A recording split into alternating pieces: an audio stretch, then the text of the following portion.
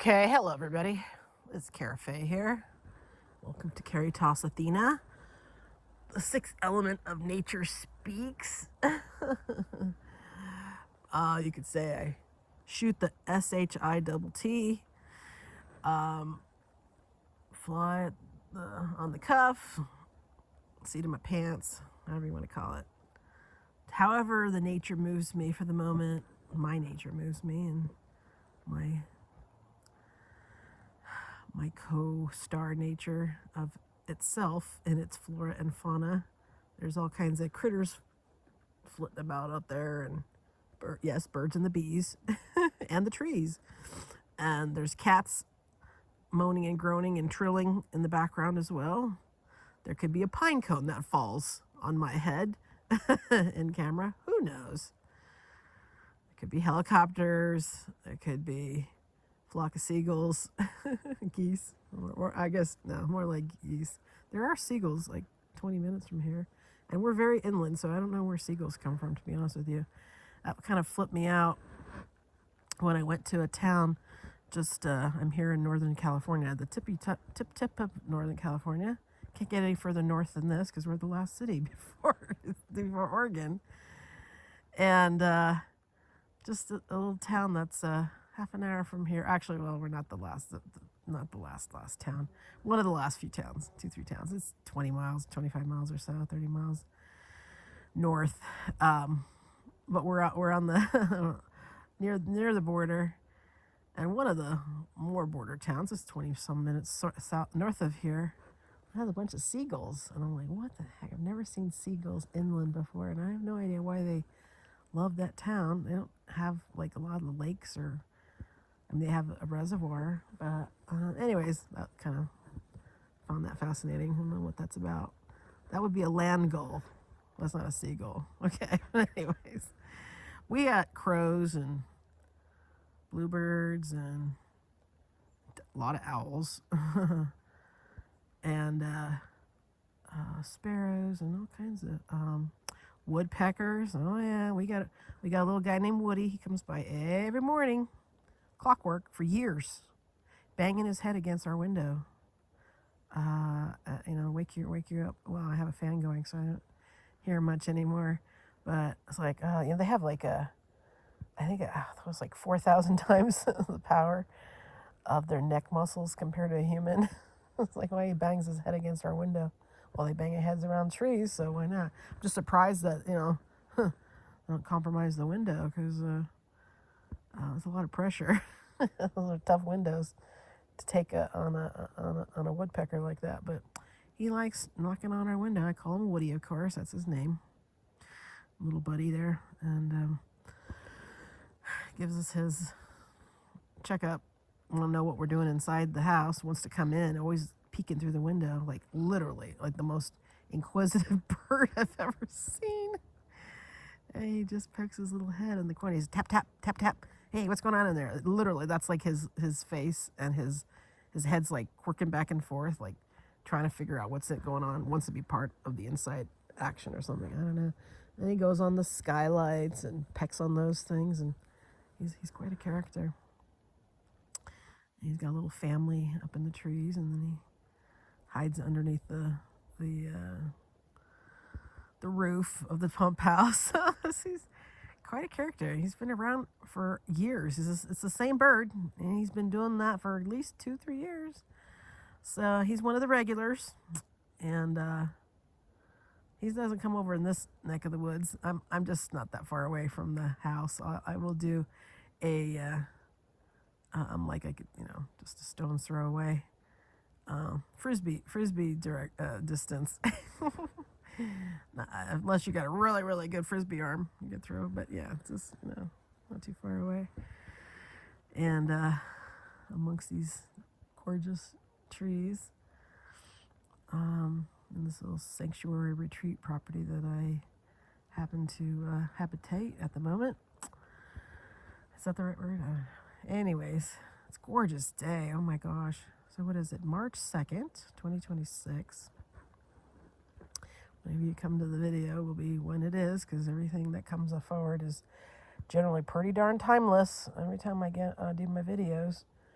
I just shoot random stuff out that comes au naturel. But from my videos 7 years ago when I was doing my series, I've watched them because it's not about me or my story as much as the information, the wisdom and insights that come out, reminders that I need to.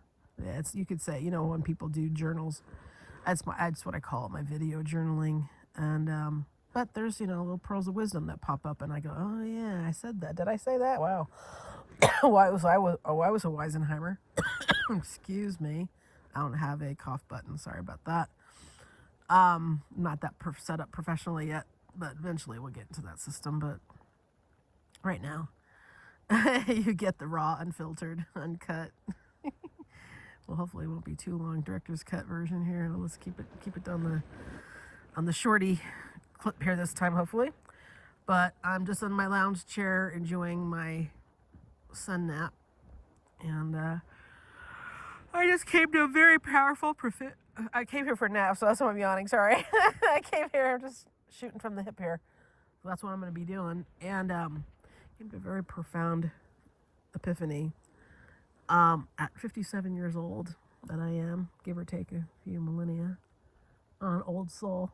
I've been around a few, but sometimes I'm a little slow on the uptake on then I'm loaded with stuff, and then I go into my hills and valleys of my awarenesses. But a little Godsmack upside the head when I came to my little lounge space here, and I go, because I could say I struggle. People say this, I've struggled meditating. I don't know how to meditate. What do you sit in Indian style and you sit in yogi, like a yogi, and you're supposed to put your foot here and your foot there and bend your knees and straight back and all, whatever. Everyone has their own. If you don't do it in that position, then you're not really meditating, You could be meditating in a shower. You can be meditating. I do it in my bed. I call it my horizontal office. Do it while you're doing dishes. Do it while you're on a walk, nature walk. You can do it while you're, in a nature nap, or when you're doing gardening. I mean, meditation is just focused, present moment action. I'm just making this up as I go here. But it's, profound stuff that comes from, that I've heard from, from somewhere. Or what I surmised and put together my own justifiable definition that works for me. But I'd like to think of it as a state of being when you're present, taking a moment to breathe, take a breath, essentially, okay? Which people don't remember to breathe. They do it, organically, naturally, but they don't think about it. And so, in other words, you're unconscious. You're unconsciously breathing.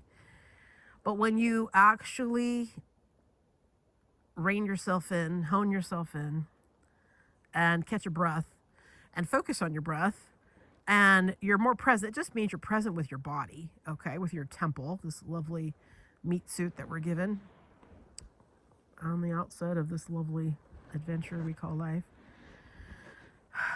And you actually become present within your own being. Doesn't mean you have to hear your own heartbeat. Not all of us are grasshoppers or Buddhas or can you hear your own heartbeat? I don't know. I don't know if I've ever been able to do that, hear my own heartbeat. That's some deep meditation. Feel your own heartbeat. Unless you put your hand against your finger to your jugular and your fingers to your wrists or something, and your hand on your chest. But you know what? Just giving yourself that kind of time of day, I like to call it. Have you given yourself the time of day today? We need to do that, give ourselves the time of day. It's critical. And they go, I don't have time for that. Most people don't. I don't have time for that. I don't have time to sit around and do nothing. Hello. Woo. Number one priority. And nobody does it on a regular basis except those who have, are like, you're the extremist of it. You don't have to be a Buddhist monk or a nun in a convent or a monk in a monastery, forced into meditation for several hours, 3 in the morning, 5 in the morning, whatever it is. To do this, it's really, it is something that I think we all need to recalibrate and repurpose our motions and priorities. Redirect is a good word. Refocus. Because God, it's like if we haven't gotten, and I'm learning this along the way too. I've gotten a lot of reminders, more so forever than in the last, recently, more than ever. Of course, I probably heard them before and ignored them, right? Oh, I'll do it later, right? I'll do that later. That sounds like, oh, that sounds wonderful. When I have time, I'll work on that later. And we never do it. And yet, I really want, and come with me on this journey here, because I want to refocus my energy that's sporadic and all over the place. We're so used to being human doings that we forget how to be a human being. And that's really critical. We got to remember how to be a human being. Like, we really do. We forget. 11:11 on the timer. Fascinating. Okay, so actually it was 11:01, which is even better. Well, not better, but it's a aligning yourself with your Trinity self, which is your body, mind, spirit. And when we align ourselves with our body, mind, spirit, first of all, we relax. We ground. We get back to center, and it's nice. I don't have my feet on the ground right now. I'm lounged out with my feet up, but my energy is definitely more focused on my physical state of being. Excuse my yawners. God, if we really have to, I'm gonna just say, yeah. If we take the time, and I'm not nagging, I'm not like, do as I say. That's not what I'm doing here. That's not what this is about. This is all about is speaking the truth that comes flowing through my persona, however or it organically chooses to do so, and whatever I need to say. I have no agenda. I have no script. I didn't even come up with a thought I didn't even plan to record right now. I was going to do it later. I was going to sit and take a nap, close my eyes. But, when it comes to these organic moments, while I was setting up my little lounge chair here with my cushions and stuff and get cozy and put myself here, I just had a very powerful epiphany, because it's 4 in the afternoon, and I am thanking God, thanking your creator, thanking universe, all throughout the day. I mean, we're talking from the moment I wake up, which is usually the crack of pre-dawn, way pre-dawn, middle of the night, in the cracks and crevices of the middle of the night, is when I could be 1:30, could be 2:30, could be 3:30. Yeah, it used to be a clockwork between 3 and 5, but now it's all over the place. There's kind of random time. But I think I might have slept. I got to sleep in till 6 or something before I got awakened, which is really rare. Usually my cats wake me up at 4 o'clock because that's their time. They force me to wake up to feed them because they're hungry or something. And I don't have one of them fancy automatic feeders hooked up. I bought one a while back, but so I kind of get woken up. And I guess any parent, especially one with little babies, their times come whenever your lovely dependents rely on you to get fed, right? But I digress. I try my best to give gratitude to Source, to God, Father, Mother, however you want to call your relationship. To me, it's my father. But this is fascinating.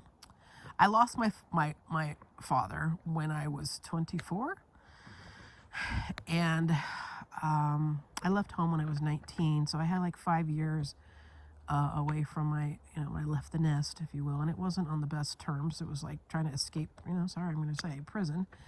Okay, I felt like I was, being very contained and not really supported at home at all for what I wanted to do. I was just focusing on my career, my studies, my college education, and working projects for my classes, and I just felt very restricted and very, oh, you have to do it this way. My mom, was, she was like a prison warden, and I just couldn't take it anymore. So I literally did the whole, take the hobo bag, the duffel bag, throw it on my shoulder, 10 o'clock at night in East LA. I lived in a barrio in East LA.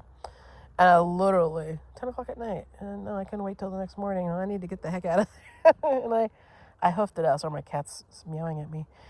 And I left because I just wanted my independence, and I was independent ever since, and not supported by any other third party family member or anything. Financially, just put myself through college, 3-4 jobs and such, and just to be independent. But I never.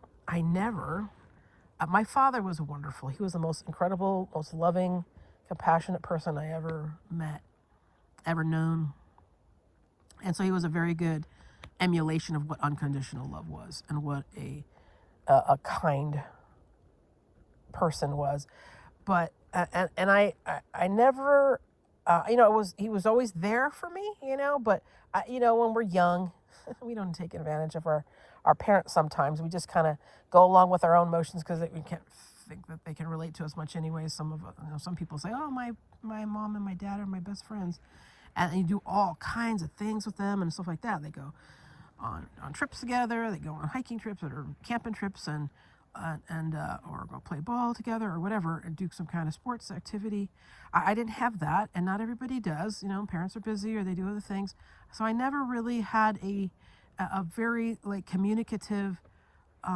I know I could go to my dad anytime I wanted to. I felt like I could do that, but I guess I never felt the need to, and I didn't have any very deep cognitive things to discuss early on.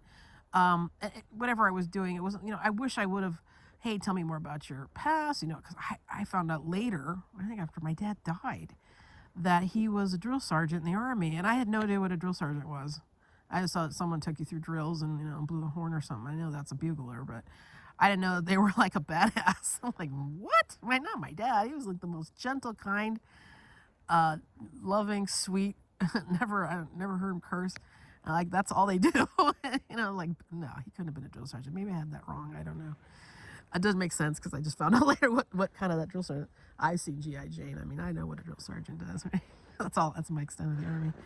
But anyways, I just, he was never somebody that I feared going to talk or saying, hey, I got an issue, I got a problem.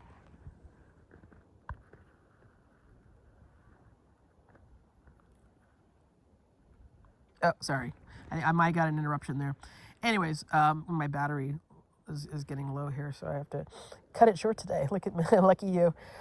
So anyways, this is my topic for the day, talking about my parents when I grew up. And so I never, it's not like my father was somebody I couldn't talk to, but he was the one that worked all day, and so he was exhausted. So, not that I felt like, oh, I don't want to bother him because he's, with my problems.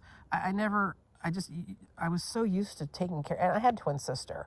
So, we kind of bantered back and forth and dealt with our own stuff between the two of us. You have like a built-in buddy, right?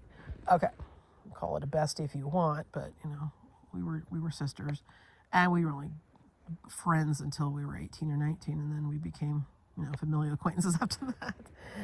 But I never really had a family member that I could go to. I had my sister, I vented and stuff, but like with my problems and everything, when I was growing up, and even, in my 20s, into my 30s, up until my 30s. And so I never had that relationship with a parent to call them on the phone anytime you needed them or anything like that. And my dad dying as early as he did, when I was really missing that. So for all those years between I left 19 to 24, I didn't have that relationship with my parents at all.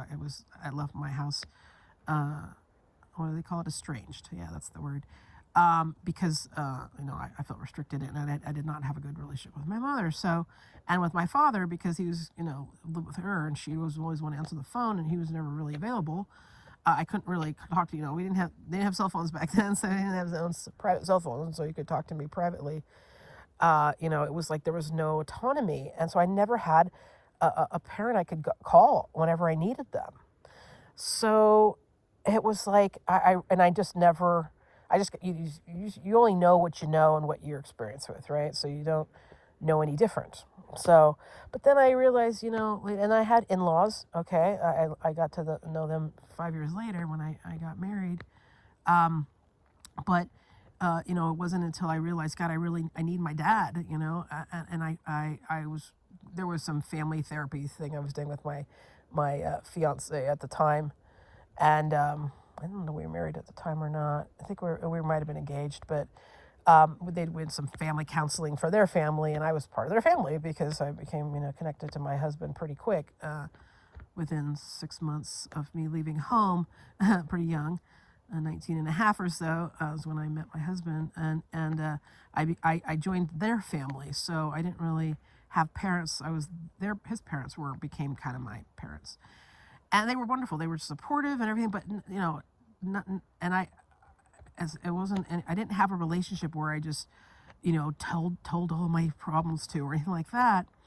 So, and then I didn't have it with my own parents. And by the time I wanted to have that relationship with my father, I was like, I really need to be able to talk to my dad and get advice from him and get his input on this and that. I finally was planning to reach out to him. This was on the weekend. And when I came to this awareness that I'm not going to wait anymore. I need it. I need my dad in my life. I need my father to call for, because I miss him. I loved hanging. I loved doing things with him. It's been years, and I miss him since I left home. And I wanted to develop a relationship. I said, I'm tired of having my mom be in the way, so to speak, because she was the mediator. She's like, what do you want? Why, you're not welcome here, kind of thing. I never felt welcome ever going home. Never went home after I left. I don't think I ever visited my parents' home, my childhood home, after I left when I was 19. I really don't have any. I don't think I ever visited my home. I never felt welcome there, because when you leave on your own, because you want to get away, you're not really going to be welcome back. Okay, so I never felt welcome to go back home. I know my dad still loved me, and I know he, I would call him at his work, at his job, and talk to him there at a side job that he had on the weekends. And I think once or twice I met him for a movie or out to dinner or something like that, but it was very, very minimum. And I missed that. So I finally reached out, and I was attempting to reach out like that coming week. I said, I'm tired of not having a relationship with my father. I was really, really craving that. And it was like I came to that awareness on the Saturday, okay, on this one Saturday, fateful Saturday, 1992, when I was 24 years old. And I said, I'm tired of not having a relationship with my father. I might be getting emotional on this, but I really needed him. And that Sunday night at 11 o'clock at night, I got the call that you never want to get, right? And the call comes in at 11 o'clock at night on a Sunday, on a work night, and it's the call that Dad's in the hospital, had a heart attack. And I rushed over there, of course, and less than 24 hours he was gone.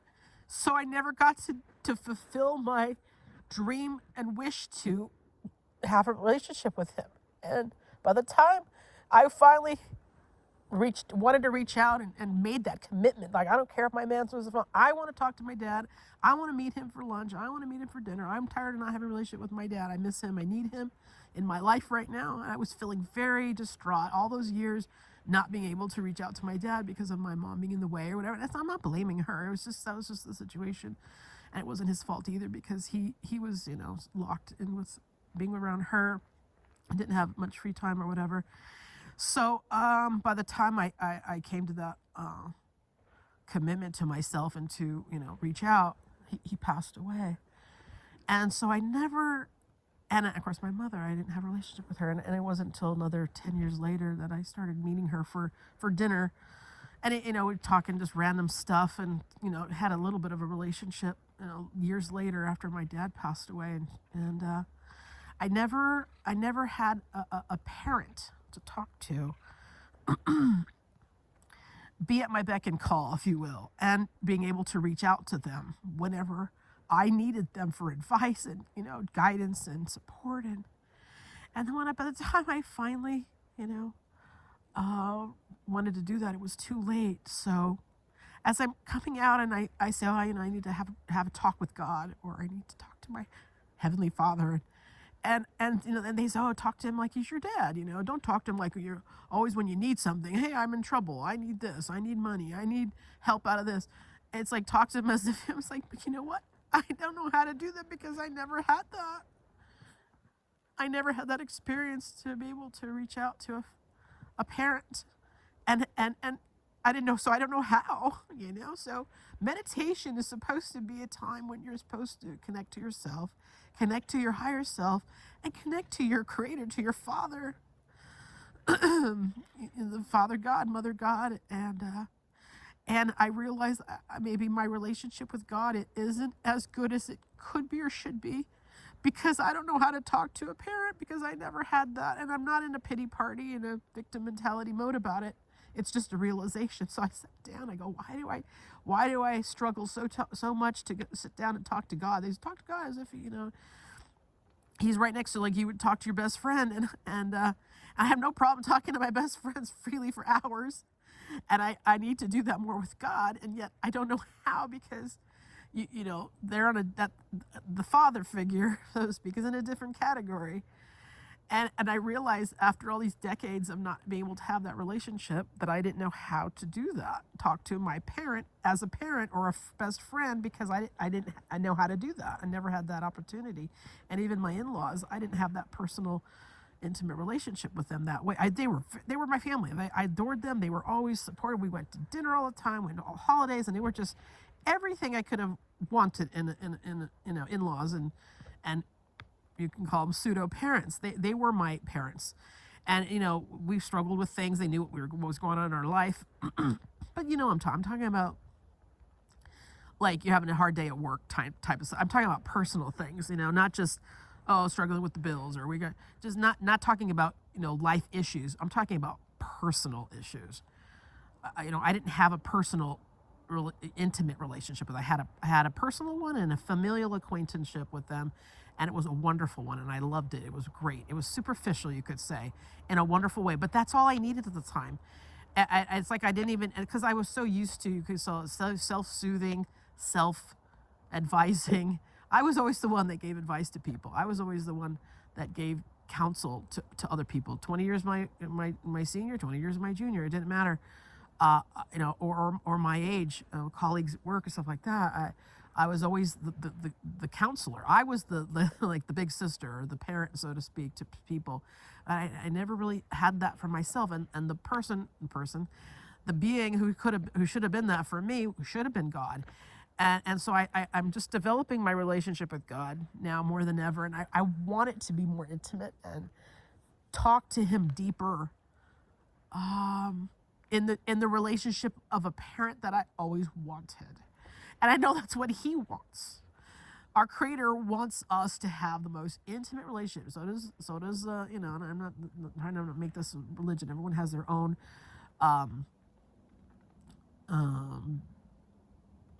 creation entity, if you will, or being that they call their own self. So please fill in the blank however suits you need. But your creator, source, your higher self, whatever it is. But I like the concept of a father figure, who's your protector, provider, guide, the one that you go to for anything, the one who can, because the universe, as I was talking about on my first episode about a rainbow, I felt it was like God's hand. It was a reminder, was like an inverse mirror of a hand, to remind us that, and to me, it resembles hope, which to me is not in I'm not going to say life or in humans, because people don't like the word hope. It's like, you can't focus on it. Some people really, I'm going to talk about hope another day, because I've gotten in arguments with people. I don't believe in hope. The hope is,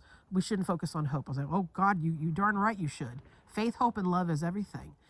And hope is in a trust and a knowing that there is something higher and greater than you. And you don't have to believe me. That's okay. This is just how I'm perceiving it. But I've always perceived it for several years, over decades, and I've been talking about this type of spirituality deeper and deeper, being a spiritual guide and a life counsel, so to speak, a soulologist,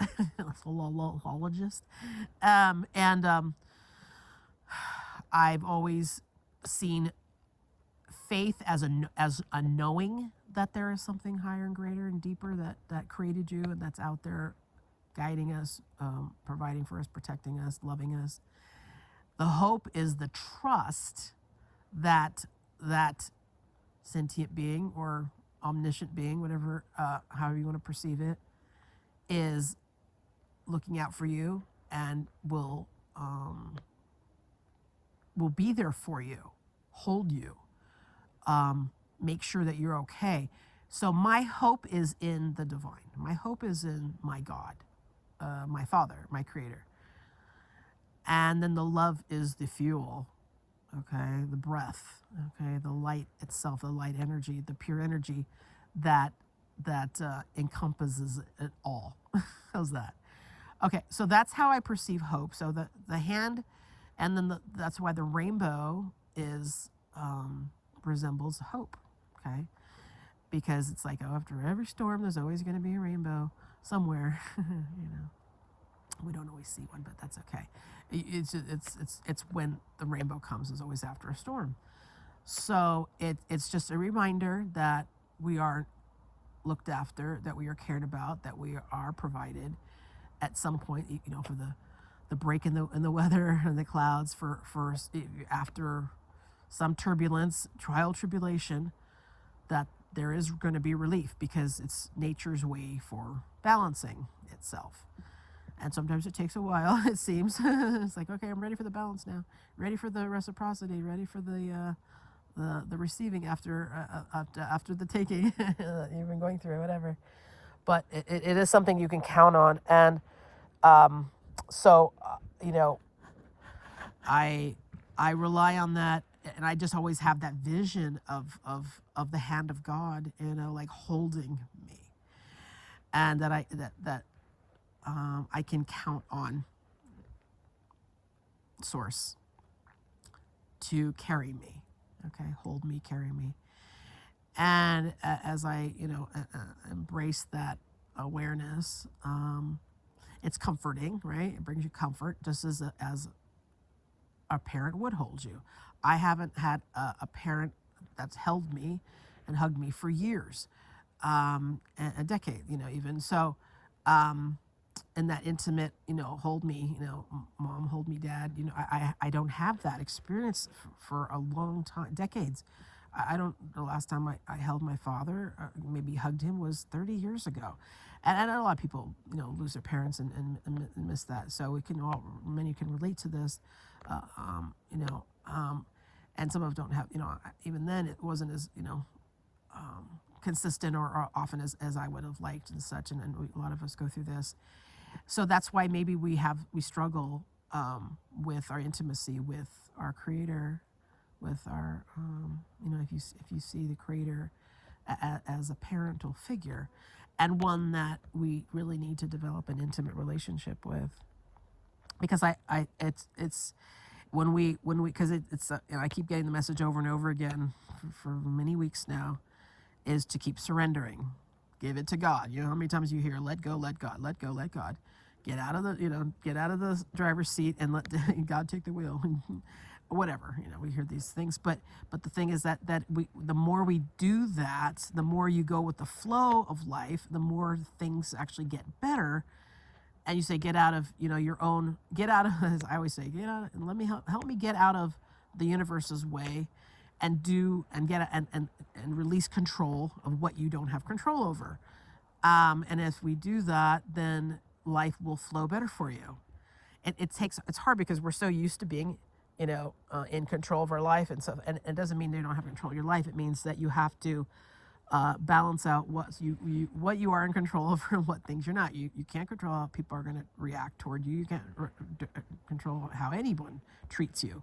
And if you're an oppressor and a bully, they say, oh, well, the one who holds the gun, the one who holds the power, the one who's the bigger, and that type of oppressive state. Yeah, that's, a type of abusive state. But then it's up to us to stand up to that type of energy as well. And I've had to learn how to do that many times, and we all do. We have to stand up for ourselves. We have to learn self-love, self-care, no matter how close they are, family members or partner, spouses, whatever capacity, when we get into these toxic situations. And the closer we go, and we're supposed to come deeper into our own self-power, self-awareness, and our own intimate relationship with ourself, our higher self, and therefore a more intimate relationship with Source, our creator. And that is really the core priority and of our life, is to have the best relationship with yourself. So I've said it in my episode 0 of my trilogy series. Okay, we go back to 0 point, finding your joy, self-care, self-love, self-awareness, all that other good stuff. If we detach and internalize, and every one of us needs to do some capacity of detaching and internalizing. If you can do it every day, that's wonderful. It's actually really important, and it might be best to do it at the beginning of the day or the end of the day too. Let the day go, or in the morning, just surrender to you. Come to yourself and go, okay, self, hello, self. Good morning. Thank you for breathing again today. Thank you, Source, Creation, Love, Life, for giving me breath for the day. Let us calibrate and join force together, shall we? And set up our day in the best way possible, so that we are in harmonized, I'm not saying you have to say the script, okay, but I'm just set the intention, so to speak, to ground yourself and into life force itself right at the gate, the beginning of the day and the end of the day, like releasing it at the end of the day, of course, and saying, thank you for my day. Thank you for the lesson. What did I learn today? Maybe you can have a conversation with yourself and your creator. And that's how we kind of, can expand it and say what we've released, but, we learned the lesson for the day. It's like, wow, I've done that song. It's like, what did I do today? Did I do anything productive? Did I do anything good today? Did I do anything worthwhile? Did I do anything that moved me forward, or was it just one of them stagnation days again, where I just felt like a lump on a log, or the log itself, and didn't do much of anything, or did I actually do something productive? Because sometimes I feel I didn't do anything productive enough today, and you beat yourself up over it, and your mind starts going, I coulda, woulda, shoulda, blah blah blah, right? We don't want to get caught in those woulda, coulda, shoulda moments. And so it's when you focus in on just a simple dialogue, in the morning, and giving that the breath, and giving yourself, putting yourself into, like I said, detach and internalizing from anything else around you for 5 minutes, away from the spouse, away from the partner, away from the roommates, away from the children, away from the animals. You can put yourself in nature, of course, ideal. Just, park yourself back against a tree would be fantastic. But even just, if you gotta just be in front of a picture window where trees are looking outside, if the weather's not conducive, that's fine. And put your feet on the ground, or put your feet up, wherever feels good to you. But just focusing in on yourself for a bit, and having that dialogue with, with yourself and your creator, and saying, how am I going to start the day today? What does, or just even breathing into it for just a few 5 minutes. Just that grounding time, that relationship is, I think, really, really, really critical. And it's really powerful and effective to help us balance for the day ahead, and to release the day we just had, kind of thing. And I give gratitude. I talk to myself like a loon. I'm sure people I should set myself up with a camera in my house. People go, oh my God, she's Sybil.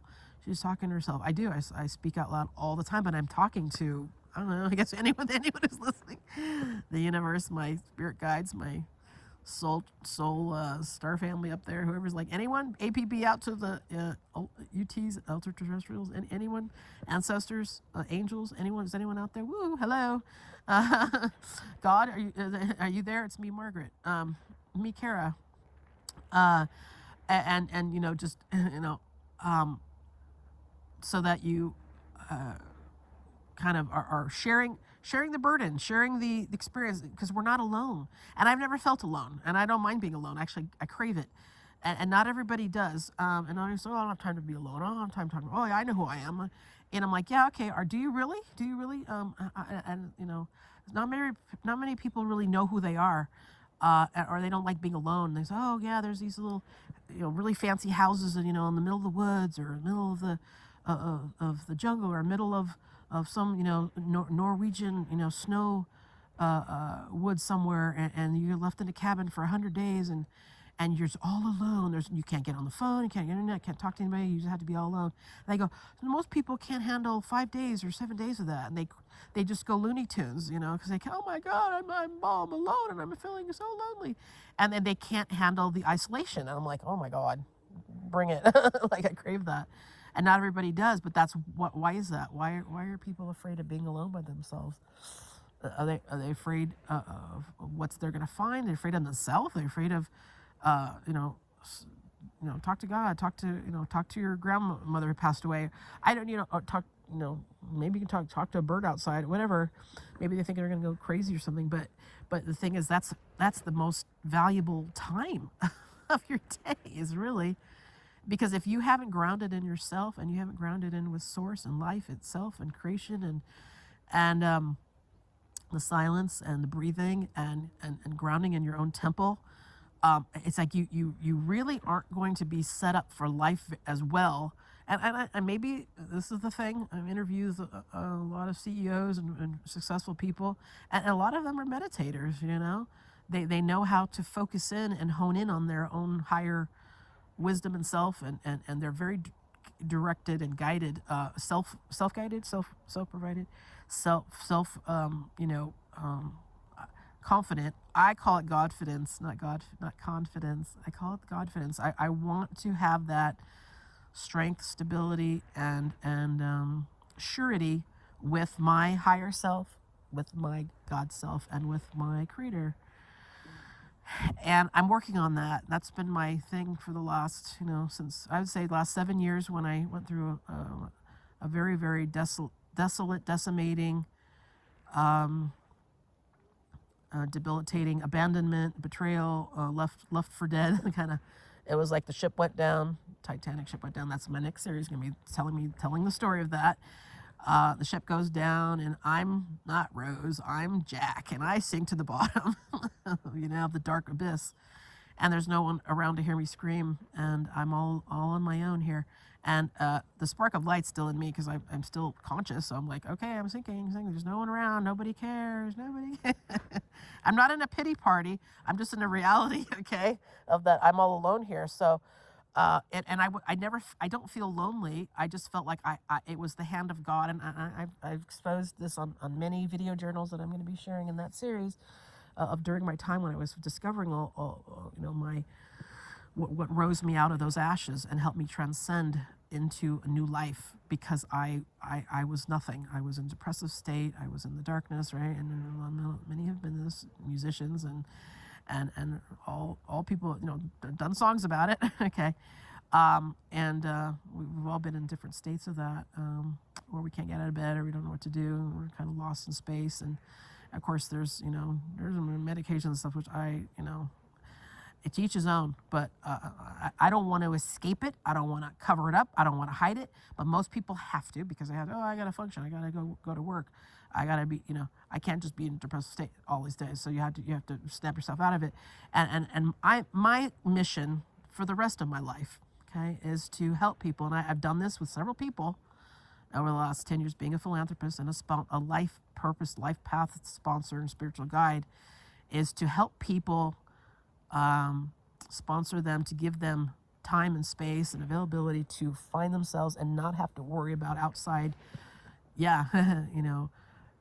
constraints, so that they can find themselves and not feel obligated to. It's a very powerful gifting, even if it's a 72-hour retreat getaway, or a week away somewhere, or a month off if you can. Not everybody has the luxury, but even a week off of vacation. But when people take time on do vacations and stuff, my parents would always go on a retreat every year for a week, and that was a focus on the other week, just family stuff. But I just thought that was actually one thing that I thought was, now it was a group retreat. It wasn't it would be nice. It was more like a self-guided or a private or silent retreat.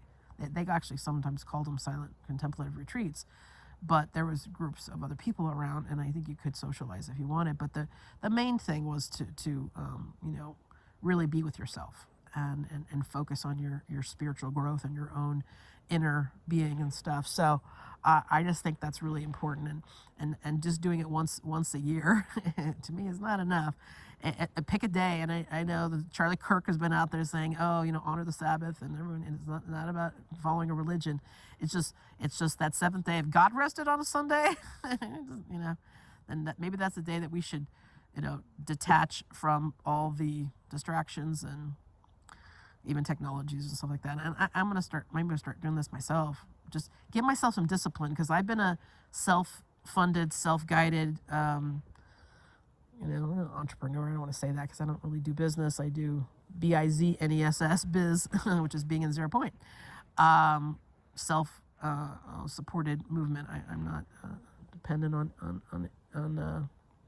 an outside source to provide for me. I get supported by my own resources and universe itself for putting opportunities in my way. So you could say I'm self-employed, or whatever you want to call it. But it's that kind of independent. Sorry, I think my battery started giving me a notification. When I'm in my self-guided, self-provided state of being, that's a very helps discipline me, right, and focus on what really is important. Sorry, I don't know where my battery stopped, so I don't know how far it got when I was yammering without knowing when my battery paused.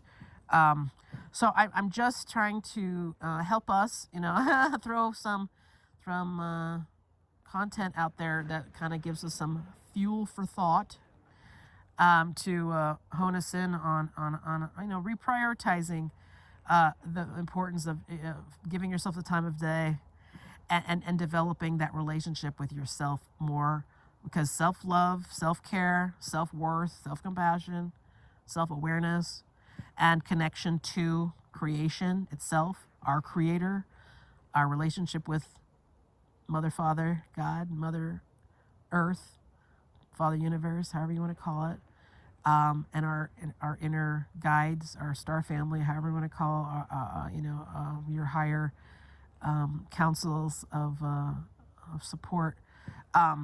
These guides that are maybe out there for all of us, and not everybody is aware, but or just your higher self, your inner self, okay, your higher consciousness. It's really important to develop that relationship. So as I come out here in my contemplative state in nature, and I'm later in the afternoon, and I did do I'm constantly yakking to my higher self. Well, because I live alone, I speak out loud a lot to my guides and angels and anyone who can hear me, anyone who's around,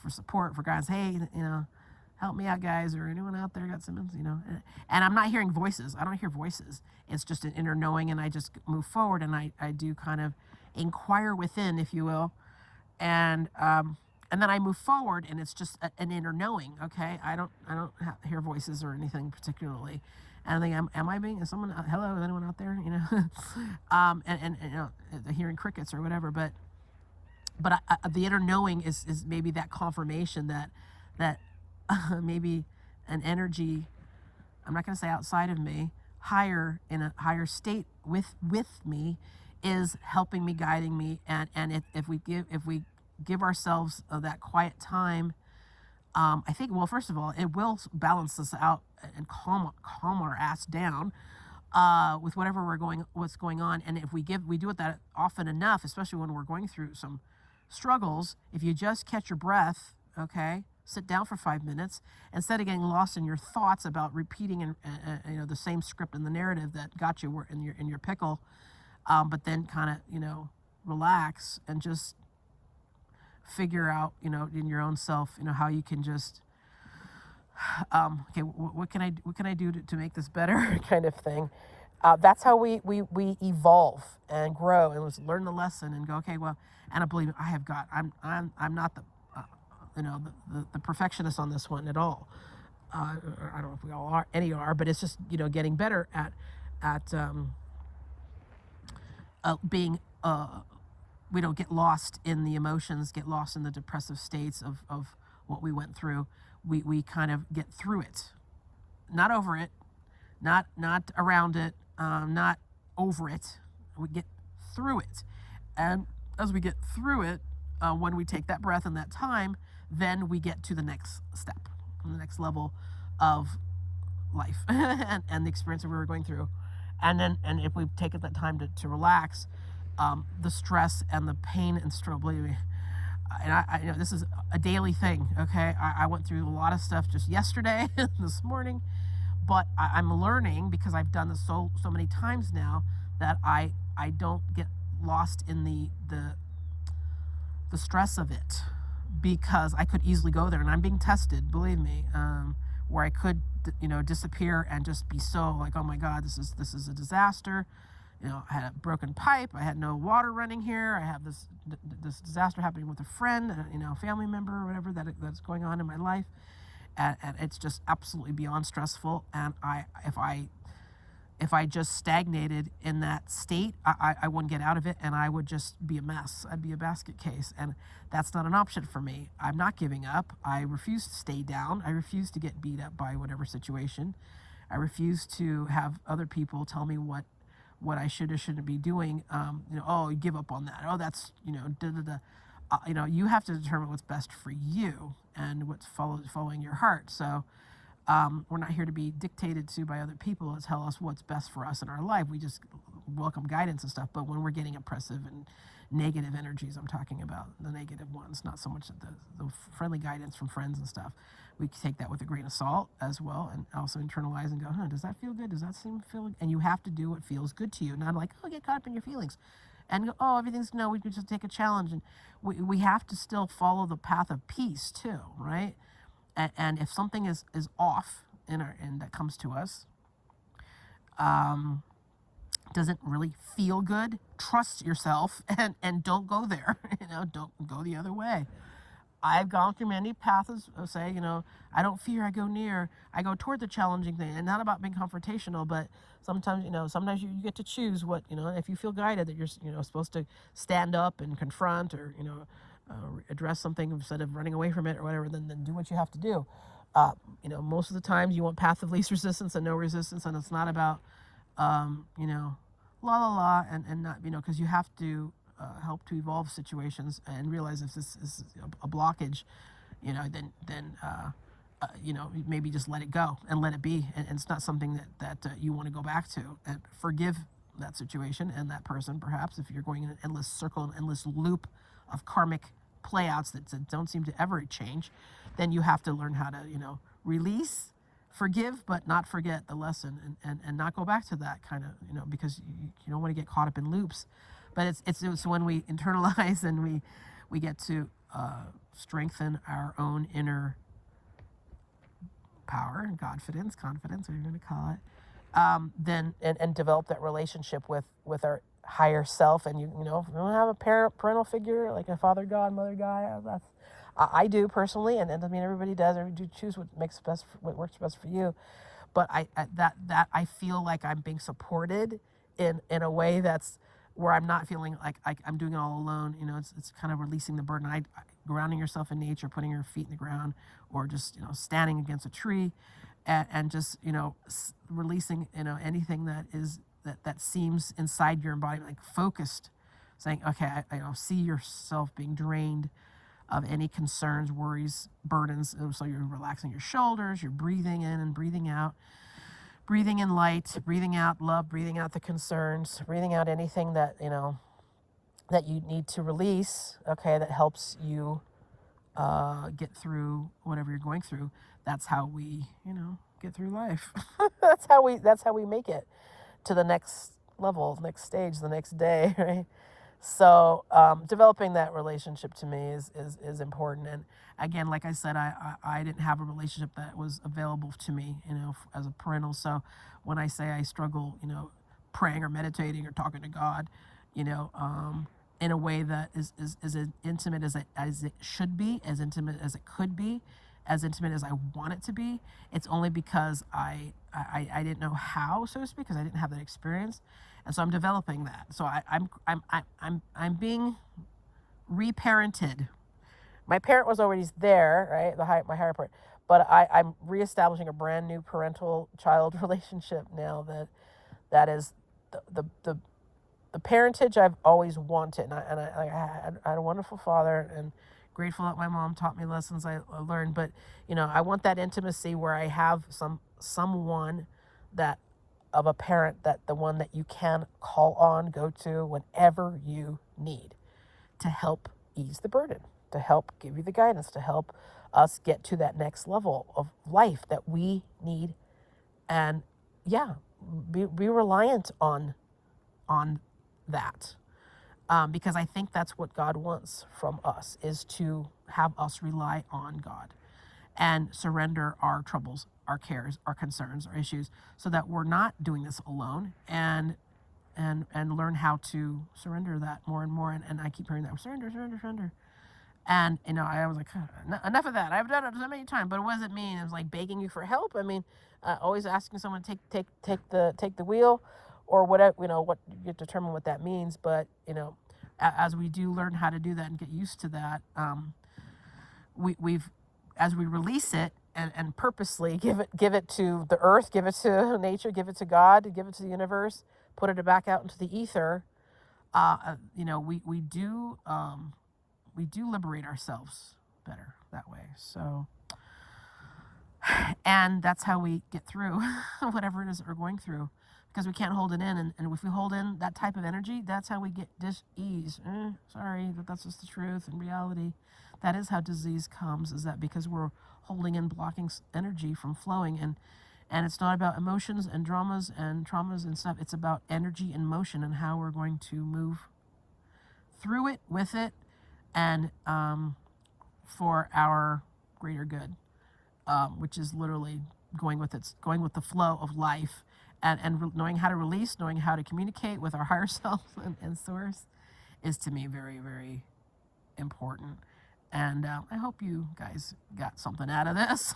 Me rambling around. I don't think I'm going to be doing a total Ramble Nation type of of thing. I know it's just looking at trees, Cara, with hearing you going blah blah blah.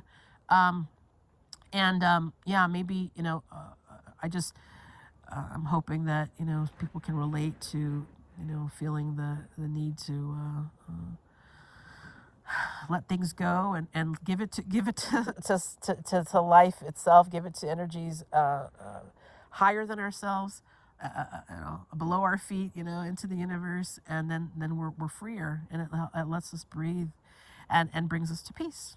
So that's my spiel for the day. That is the voice of nature speaking and reporting for duty, and now checking out and saying sayonara, and I will see you on the flip side. Wish you the best of all life has to offer. Caritas and Veritas, which is universal unconditional love and truth. And I am forever your NM Cara, your soul friend, here for you, your fairy sister. And I love you all dearly. Thank you for being here, and love yourself, and thank you for being you. Take care. Bye-bye.